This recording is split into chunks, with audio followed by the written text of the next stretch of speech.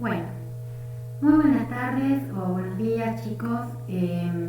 Mi nombre es Alejandra y soy la ayudante que les va a dar el nuevo trabajo práctico que es el de pruebas bioquímicas. No se asusten cuando vean la cantidad de hojas que son en la guía de trabajo práctico, porque allí vienen indicadas las formas, cómo se conforman los reactivos, muchos detalles que, ustedes no van a leer, pero no les van a dar demasiada importancia a la preparación de reactivos porque ya prácticamente vienen todos preparados. Es importante que vean todo lo que son los fundamentos de las pruebas, qué es lo que indican cada una de ellas cómo se siembran, cómo se revelan, que eso lo vamos a ir viendo a lo largo de la clase. Bueno, nos ponemos de lleno. Las pruebas bioquímicas son una herramienta fundamental con la que cuenta todo laboratorio de microbiología para poder llegar a identificar el microorganismo que está estudiando. Es decir, que a través de las pruebas bioquímicas nosotros podemos llegar a conocer el género y o especie a la cual pertenece un microorganismo en cuestión. Es decir, el microorganismo que tenemos en el microscopio, el que tenemos en un cultivo, ¿cómo se llama? ¿Sí? ¿Cómo lo informo? Bien. ¿Pero qué son las pruebas bioquímicas? Como ustedes saben, cuando una bacteria crece en un determinado medio de cultivo, a raíz de su propio metabolismo lo va modificando. Es decir, van a ir desapareciendo los sustratos que va utilizando, ya sea como fuente de carbono, como fuente de energía, y a raíz de esa reacción metabólica va a ir generando productos finales nuevos que nosotros podemos ir detectando. Todas estas actividades o procesos bioquímicos son llevados a cabo mediante enzimas. El conocimiento entonces de estas enzimas es lo que nos ayuda a la identificación del microorganismo. Ustedes a lo largo de los prácticos hemos visto dos tipos de caracteres microbianos ya. Por un lado hemos visto los caracteres culturales, que son aquellos que hacen al cultivo del microorganismo. Es decir, yo podía observar si mi microorganismo crecía con una colonia rugosa, una colonia lisa, una colonia que era coloreada o una colonia blanca, y eso ya a mí me ayuda a la identificación. También hemos visto los caracteres morfológicos, es decir, que ya y nos ingresamos en el interior del cultivo, en el interior de la colonia, tomamos un pequeño inóculo, ese inóculo lo observamos al microscopio, en algunos casos lo coloreamos y esto nos permite a nosotros poder llegar a conocer los caracteres morfológicos, es decir, por ejemplo, si es un coco, si es un bacilo, si es gram positivo, gram negativo, entonces yo ya voy acotando, digamos, mi lista.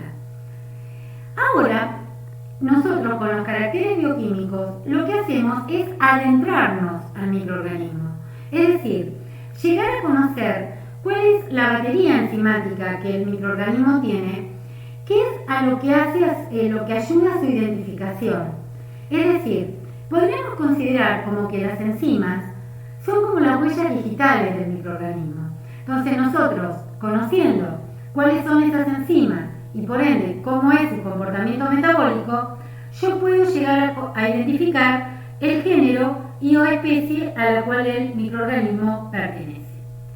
En definitiva, el conjunto de pruebas enzimáticas que se llevan a cabo para identificar una bacteria constituye lo que llamamos caracteres bioquímicos de la misma. Bueno, obviamente, para yo poder aplicarle las pruebas bioquímicas a un cultivo, este tiene que contar con determinadas características. En primer lugar, el cultivo tiene que ser un cultivo puro. Es decir, que yo tengo que tener la certeza de que mi cultivo, ¿sí?, mi colonia, mi pico de flauta, esté conformado únicamente por el tipo microbiano que yo quiero identificar. ¿Por qué? Porque nosotros para identificar un microorganismo vamos a utilizar una batería de pruebas bioquímicas. Entonces, obviamente, esa batería la tengo que sembrar siempre con el mismo microorganismo, porque si no, nunca voy a poder llegar a obtener resultados certeros. Siempre voy a obtener resultados muy confusos, porque una vez estoy identificando uno, después agarré otro. Bueno, conclusión, mi cultivo debe tengo que tener la certeza de que esté puro. Para eso debemos aplicar todo lo que ya han visto con Soledad. En segundo lugar, el microorganismo tiene que estar en una fase de crecimiento exponencial. Si ustedes observan las curvas de crecimiento, van a ver que el microorganismo, cuando se encuentra en su fase de crecimiento exponencial, es cuando tiene toda la batería enzimática en pleno. Es decir, es cuando todas las enzimas se expresan en su máxima expresión, digamos así. Entonces, yo de esa manera tengo la certeza de que si el microorganismo tiene la enzima, esta va a actuar. No como sucede, por ejemplo, en la fase de envejecimiento, en donde puede ser que ya una enzima haya comenzado un proceso de desnaturalización, no esté activa y en consecuencia me dé un falso resultado. Eso generalmente, en la mayoría de los microorganismos, la fase de crecimiento exponencial se logra entre las 18 y las 24 horas. Pero esto último no es categórico, pues hay algunos microorganismos, como por ejemplo las micobacterias, que tardan varios días en llegar a lograr su fase de crecimiento exponencial. ¿Sí? Otro ítem muy importante es que el microorganismo aislado tiene que estar en un medio común. Mi cultivo tiene que estar en un medio común. ¿Por qué? Porque obviamente no tengo que tener nada que lo esté inhibiendo, nada que inhiba ninguna enzima. Si la tiene, que actúe y yo la detecte. ¿Sí? Y yo les pongo acá que tiene que estar en pico de flauta, pero también puede estar, como ven en el dibujito, en una placa de Petri, en un cultivo aislado. O sea, lo que quiere decir esto, que tengo que tener la suficiente cantidad de cultivo, superficie de cultivo, como para poder yo tener inóculo para todas las baterías de pruebas bioquímicas que vaya a sembrar. También les puse en la diapositiva que el tamaño del inóculo tiene que ser proporcional al medio a sembrar. Y esto ya lo vamos a ver con la particularidad de cada prueba bioquímica. Hay algunas pruebas bioquímicas que se siembran con ansa, otra con punción, cuando son en profundidad, con una aguja. Algunas se siembran con un inóculo pequeño, con una ansada alcanza. Otras necesitan un inóculo denso, 2 o 3 ansadas. Bueno, eso es particular de cada prueba bioquímica. La elección de las pruebas bioquímicas que vayamos a hacer también es muy importante. Toda la batería de pruebas bioquímicas que se pueden sembrar para identificar un microorganismo vienen indicadas en el manual Bergey. El manual Bergey, si Dios quiere, lo vamos a poder ustedes usar y trabajar cuando hagamos la clase presencial.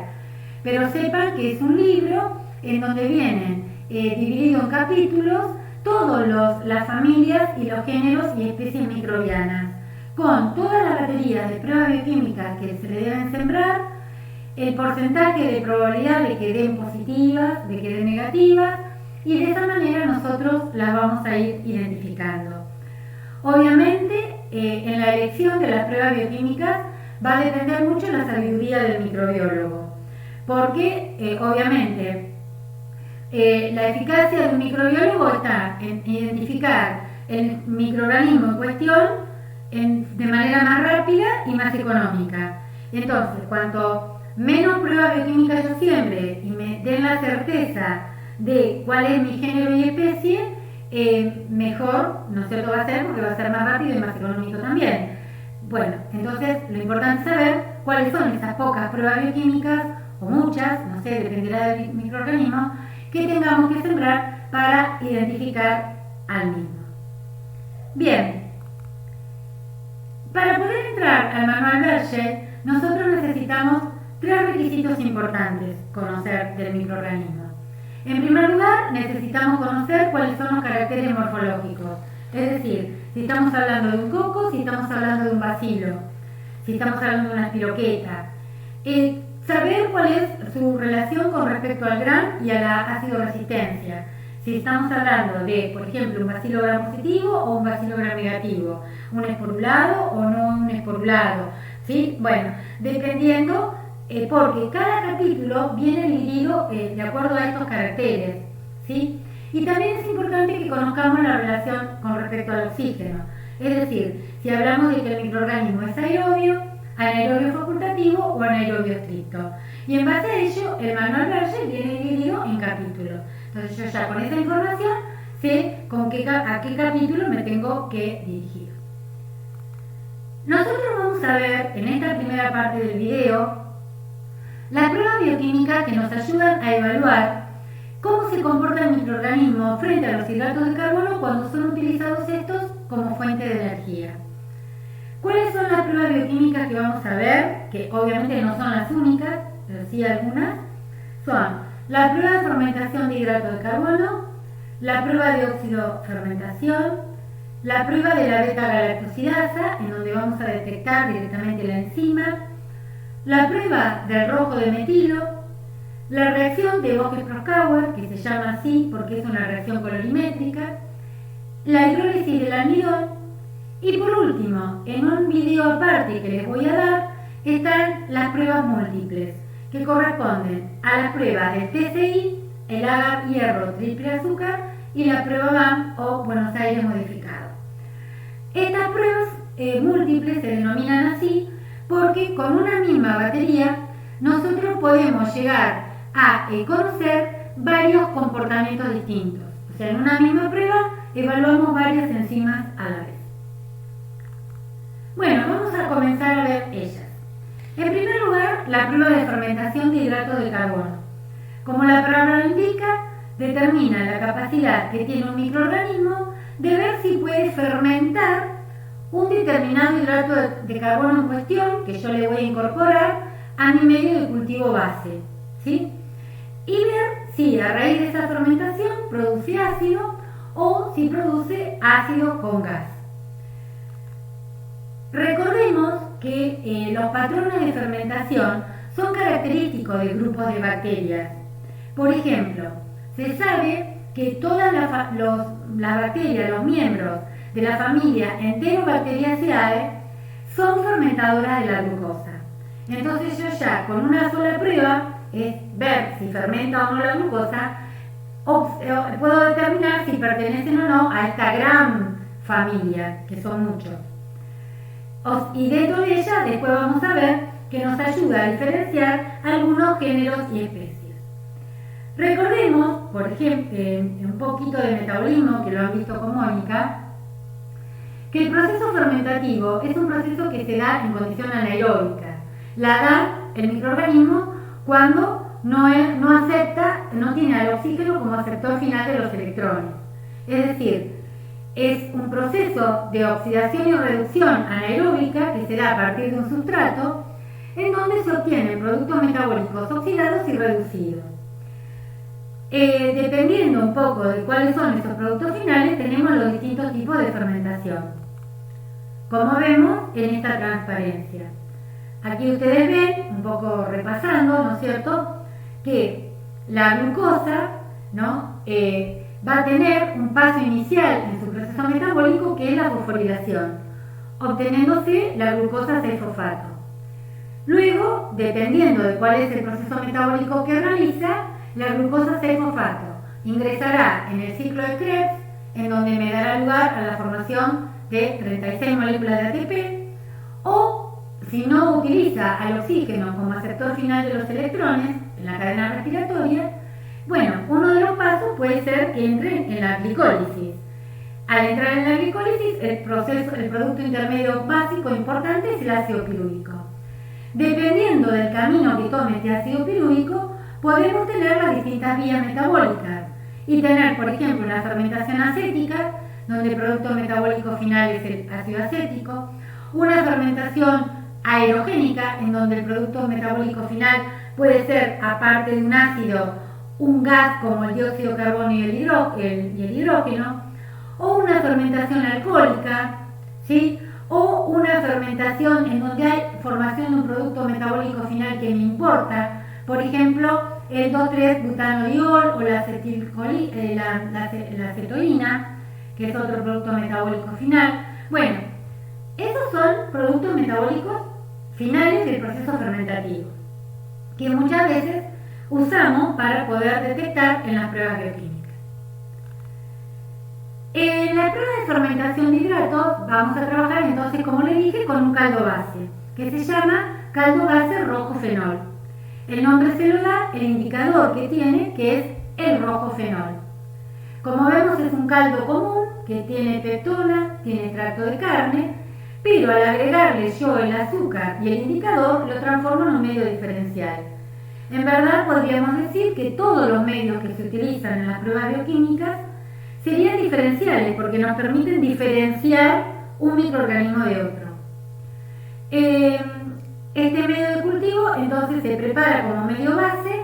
Una vez que lo tengo perfectamente esterilizado en el autoclave, le voy a agregar asépticamente el azúcar que a mí me interesa. Por ejemplo, puede ser la glucosa, puede ser la lactosa, dependiendo qué familia yo apunte en la identificación. Vamos a ver que al momento de ser inoculado, el indicador le va a dar un color anaranjado rojizo a raíz de su pH 7,4, casi neutro. Si luego de la incubación el microorganismo es capaz de acidificar el medio por el proceso fermentativo, el pH bajará y me virará a un color amarillo. Si por el contrario el microorganismo no utiliza el azúcar y va a tener que crecer a expensas de la peptona y del extracto de carne, esto puede que me alcalinice un poquitito el medio, haciendo que el indicador vire un color un poco más rojo, porque se da un pequeño aumento en el pH. Entonces, ¿cómo se siembra esta prueba? Se parte del pico de flauta, se toma una enzada, se coloca en el tubo que a su vez en el interior tiene una pequeña campanita Durkheim, que no es nada más que un tubo invertido, en donde yo recojo el posible ácido que por la posible fermentación aerogénica se genere. Lo dejo incubar a 35 grados durante 18-24 horas y luego leeré los resultados. En esta diapositiva yo les muestro una prueba positiva, en donde hay producción de ácido porque el indicador viró del rojo al amarillo, pero en esta es una fermentación anaerogénica porque no hay gas en el interior del tubo Durkheim. En cambio, esta es una fermentación positiva aerogénica porque dentro del tubo Durkheim tengo producción de gas. Se considera que es positiva, o sea, con producción de gas, cuando dentro del tubo Durkheim hay más de un 10% de gas y por ende de líquido desalojado. Bien, pasamos a la segunda prueba, la prueba de oxidación-fermentación. Esta prueba, como lo vemos en la transparencia, nos permite determinar si el microorganismo lleva a cabo un metabolismo respiratorio, es decir, oxida al hidrato de carbono, o es fermentativo, es decir, lo fermenta. Para eso, también esta prueba, como vamos a ver, vamos a trabajar con un medio agarificado, un medio que tiene una concentración al 3/1000 de agar, por lo cual es semisólido. Lo voy a sembrar por punción con una aguja y eso me va a permitir observar si el microorganismo presenta o no movilidad, pues si en torno a la línea de siembra yo veo turbidez, es que quiere decir que el microorganismo es móvil. Recordemos nuevamente los dos procesos metabólicos. La oxidación es un proceso, como dijimos, que se da de manera aeróbica, en donde el microorganismo utiliza en la cadena transportadora al oxígeno como aceptor final de los electrones y por ende le dan los aerobios estrictos. En cambio, el proceso fermentativo es un proceso en donde podemos llegar a obtener producción de compuestos metabólicos finales ácidos con producción o no de gas y se da bajo condición anaeróbica. Vale aclarar también que en nuestras pruebas bioquímicas, cuando hablamos de anaerobios, nos referimos a los anaerobios facultativos, porque no estamos hablando con una incubación bajo una condición de anaerobio estricto. Entonces, siempre nos referimos a un anaerobio facultativo, pero recordando que la fermentación, vuelvo a indicar, es un proceso que se da en anaerobiosis. El medio que vamos a utilizar también es un medio base, que es el de Hughes-Leyson, pero en este caso es un medio agarificado, como les dije, en donde los tubos se van a, una vez que se preparan y salen del autoclave y están perfectamente estériles, le vamos a agregar también el hidrato de carbono a elección y lo vamos a dejar solidificar derechitos y con una cierta profundidad, de tal manera que yo pueda punzar, ¿no es cierto?, con mi aguja. Bueno, el indicador es el azul de bromotimol, que hace que el medio de cultivo, cuando esté sin inocular, tome un cierto color verdoso, y cuando el microorganismo fermenta el azúcar en cuestión, me lo va a virar al amarillo, mientras que cuando no lo utiliza, el medio se va a alcalinizar un poco, nuevamente también a expensas de la peptona que tiene agregado el medio. ¿Sí? En este caso, en esta particularidad de esta prueba, como nosotros lo que queremos es un poquito diferenciar si el microorganismo respira y fermenta o hace una cosa, o respira solo o hace las dos cosas, entonces tenemos que trabajar siempre por duplicado. Sembramos dos tubos, uno con vaselina y otro sin vaselina. Luego del periodo de incubación, en donde vamos a sembrar, como dije, con aguja por punción, dejamos incubar 24 horas a 35 grados centígrados, vamos a ver. Si el tubo que no tiene vaselina presenta el color amarillo, quiere decir que hubo un viraje del indicador, porque se acidificó el hidrato un poquito, quiere decir que el microorganismo oxidaba el azúcar. Como en la condición en donde hay un límite de oxígeno por el agregado de la vaselina en la superficie, no tengo contacto directo con el oxígeno, el microorganismo no puede usar el azúcar, entonces decimos que el microorganismo lleva a cabo un proceso metabólico de oxidación, es oxidativo.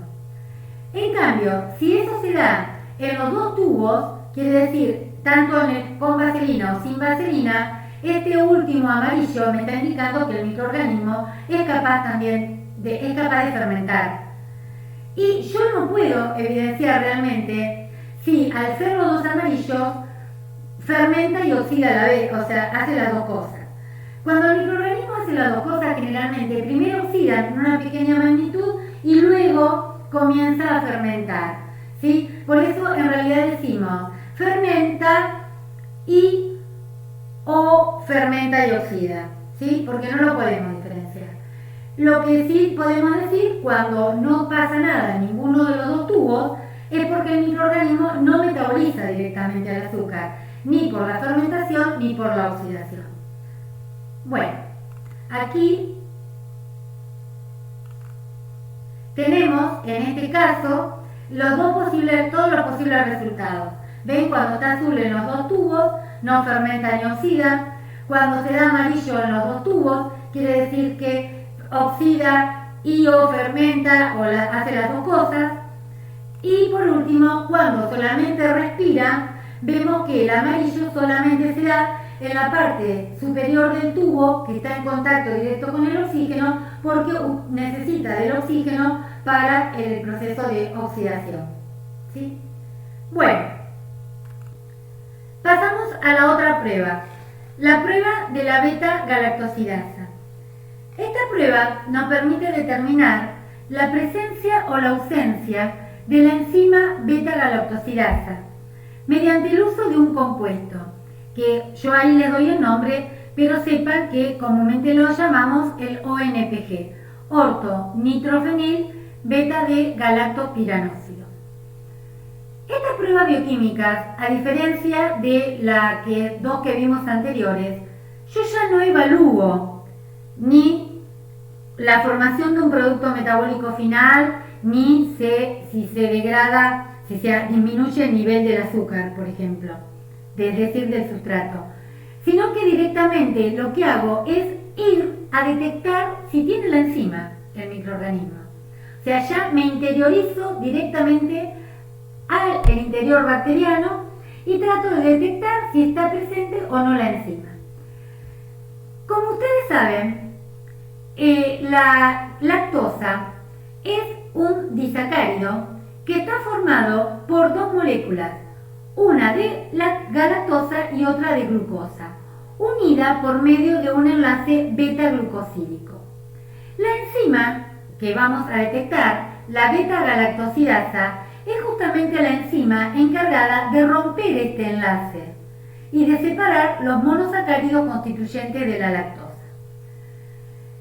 Yo aquí le puse que como objetivo esta prueba nos permite diferenciar los microorganismos que no fermentan la lactosa, o sea que no tienen la enzima, de aquellos que son lactosa positivo, es decir, aquellos que son capaces de fermentarla. Pero ustedes me podrían decir, pero Alejandra, ¿para qué vamos a hacer esta prueba si en una prueba de fermentación lo enfrentamos a la lactosa y ya está? Pues aquí viene un concepto muy importante, que son los microorganismos lentos fermentadores. Vamos a hablar un poquito de la lactosa. Para que un microorganismo pueda utilizar la lactosa como fuente de energía, esta debe estar primero en el medio de cultivo. El microorganismo tiene que tener una enzima que es la galactósido-permeasa, que es la encargada de permitir el ingreso de la lactosa en el interior bacteriano. Una vez que está en el interior, viene sí la enzima de mi interés, la beta-galactosidasa, que se encarga de romper el enlace beta-glucosídico, dando lugar a los monosacáridos galactosa y glucosa, y entonces así la bacteria lo utiliza como fuente de energía. En los microorganismos que no son fermentadores de lactosa, yo no tengo ninguna de estas dos enzimas. No tengo ni la permeasa ni la beta-galactosidasa. Por lo cual, si yo hago la prueba de beta-galactosidasa, en los no fermentadores me va a dar negativo. En cambio, en los lentos fermentadores de lactosa, ¿sí?, carecen de la primera enzima, de la enzima permeasa. ¿Y qué pasa? En el interior está la beta-galactosidasa. El microorganismo sabe que él es capaz de poder utilizar a ese azúcar. Si él se encuentra, por ejemplo, en un medio donde abunda la lactosa, donde hay lactosa como fuente de energía, ¿qué va a pasar? Y él va a comenzar a pensar, pucha, yo tengo la enzima, pero no tengo la manera de ingresarla. Y bueno, esta generación me lo banco, la segunda generación también, pero va a llegar un momento en que él se va a violar y va a comenzar un proceso de mutación. Y al mutar, entonces sí, va a dar lugar a inducir, digamos así, la formación de esta enzima que es la galactósido-permeasa. Esta enzima, entonces, hasta que se dé el proceso de mutación, van a tardar varias generaciones. Entonces, si yo intentara detectar si fermenta o no la glucosa por el método convencional, como se da en una prueba de fermentación, a mí me va a dar negativo porque no le doy el tiempo suficiente. En cambio, si yo detecto directamente la beta-galactosidasa, sé que el microorganismo a la larga va a ser un fermentador de lactosa. Entonces digo que el microorganismo confirmo detectando la enzima que es un fermentador de lactosa, me da una beta-galactosidasa positiva. Entonces, ojo al piojo. Podemos tener una prueba de fermentación de lactosa convencional negativa, una beta-galactosidasa positiva y lo que detecté ahí pues un lento fermentador de lactosa, ¿sí? Por eso esta prueba es muy importante. Para ello, entonces, nosotros vamos a detectar la enzima directamente. voy a preparar una suspensión en solución fisiológica de la bacteria del cultivo. Aquí ven, yo le pongo varias ansadas porque necesito una suspensión densa, porque tengo que tener la certeza de que esté la enzima en el interior de la misma, que se suspenda, y la voy a enfrentar con el reactivo. El reactivo, que es incoloro cuando está en el estado ONPG, pero cuando pasa a ortodinitrofenol por la hidrólisis que le genera la enzima, se transforma en color amarillo. Entonces lo dejo incubar a 37 grados. Si al cabo de 20 minutos ya me da amarillo, digo tiene la enzima. Si no, espero 24 horas antes de descartar el resultado. Aquí tienen cómo se ve, ¿no es cierto?, la suspensión con el reactivo amarillo en el disquito. Bueno, vamos a otra prueba, que es la prueba del rojo de metilo.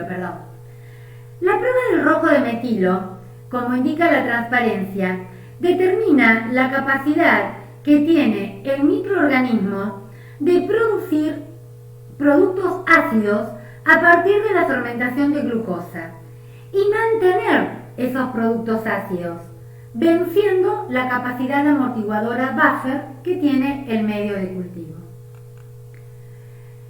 Obviamente, si yo le siembro una prueba de identificación de rojo de metilo a una bacteria, es porque ya sé que es fermentador de glucosa, sé que pertenece a la familia Enterobacteriaceae. Ahora, quiero saber, dentro de esa gran vía metabólica que yo les mostré al principio, a cuál de esos productos pertenece. ¿Será compuestos ácidos muy fuertes, capaces de mantenerse mucho tiempo? ¿Será un rojo de metilo positivo, como es por ejemplo una Escherichia coli? O por el contrario, si es capaz de fermentarla, dando productos ácidos inicialmente, pero luego ellos se van metabolizando y se van neutralizando un poquito más y llega un punto que el buffer los vence a sí mismo, entonces me va a dar un rojo de metilo negativo, como una Enterobacter, por ejemplo. Entonces, como vemos aquí, yo les puse, los rojos de metilo positivo darán compuestos ácidos en el tiempo de incubación, que es de 2 a 5 días. Vemos, le tenemos que dar tiempo suficiente a la prueba para vencer la capacidad amortiguadora del buffer.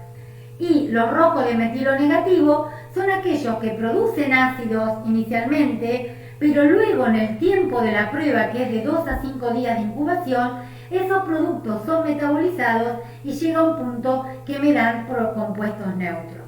¿Sí?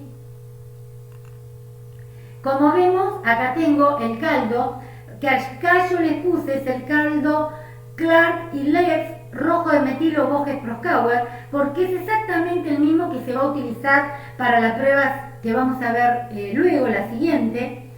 Este caldo tiene agregado una peptona importante, porque tengo que aguantar un crecimiento durante 2 a 5 días en incubación. Obviamente va a tener a la glucosa como hidrato de carbono, porque yo ya sé de antemano que el microorganismo es capaz de fermentarla. Es muy importante el buffer que le coloco, porque es quien me va a ser capaz de regular ese pH que se va a ir generando.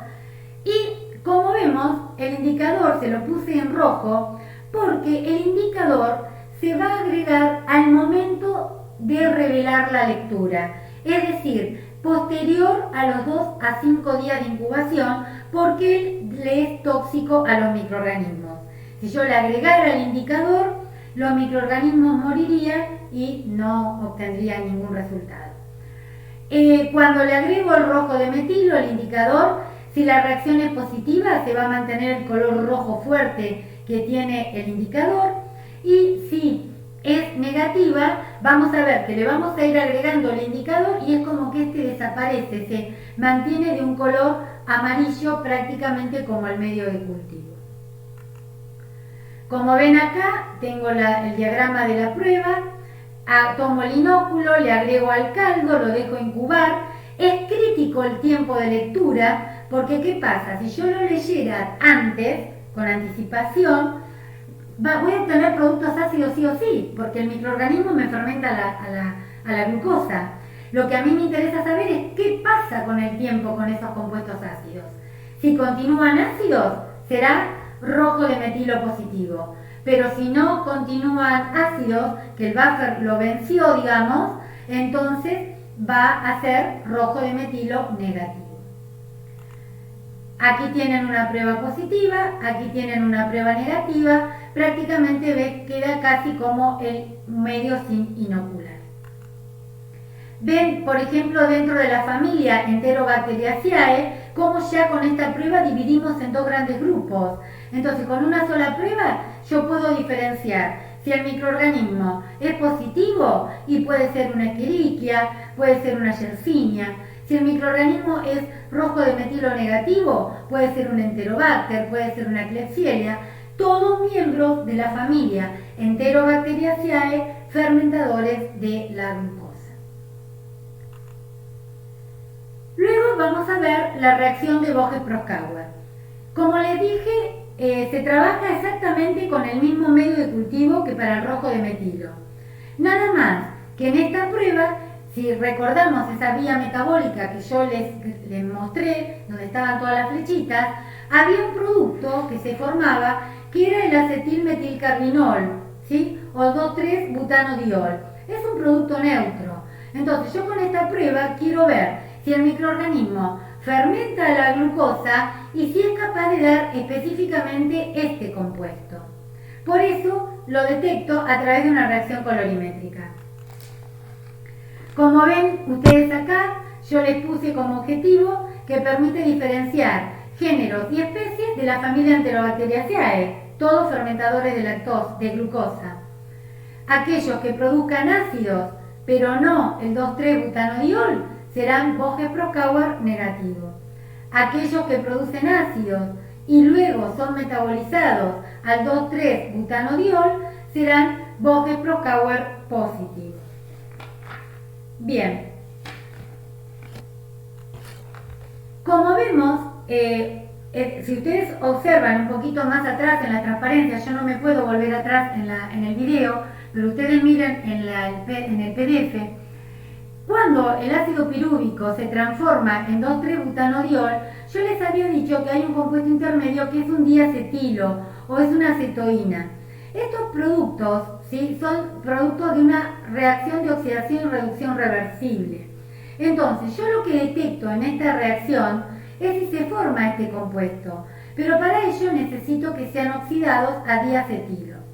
Por eso es que la reacción se va a generar en el tubo, en la parte superior del tubo, y vamos a tener que agitar un poquito para hacerle una pequeña incorporación de oxígeno.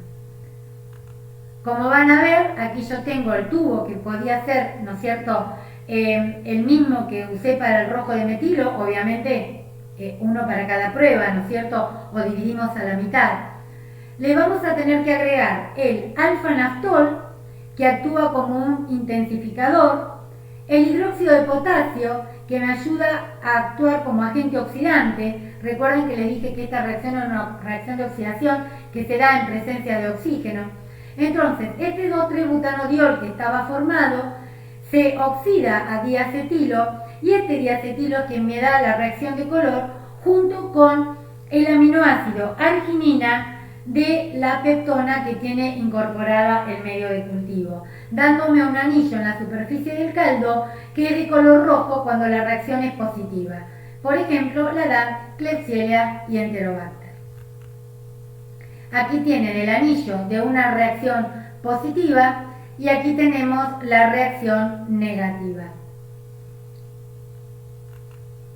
Ven cómo dentro de la familia Enterobacteriaceae, algunos microorganismos dan la reacción de Boges-Proskauer positiva, como Klebsiella, Yersinia enterocolítica, mientras que otros las dan negativa, como Escherichia coli, ¿sí?, y demás.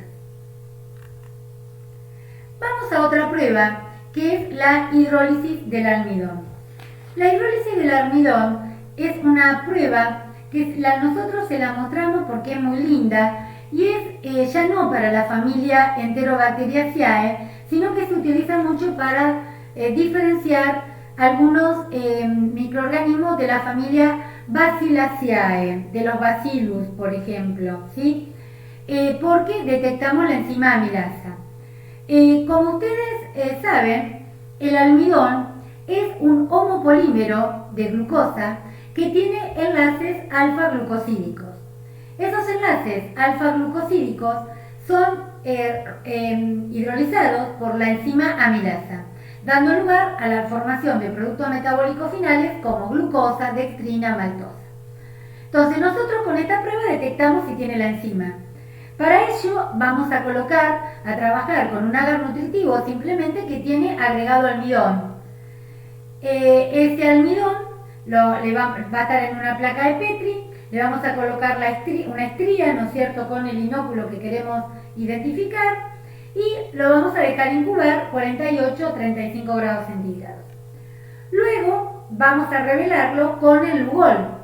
Ustedes han visto en otras materias que el almidón, cuando hace contacto con el Lugol, va a dar un color azul característico.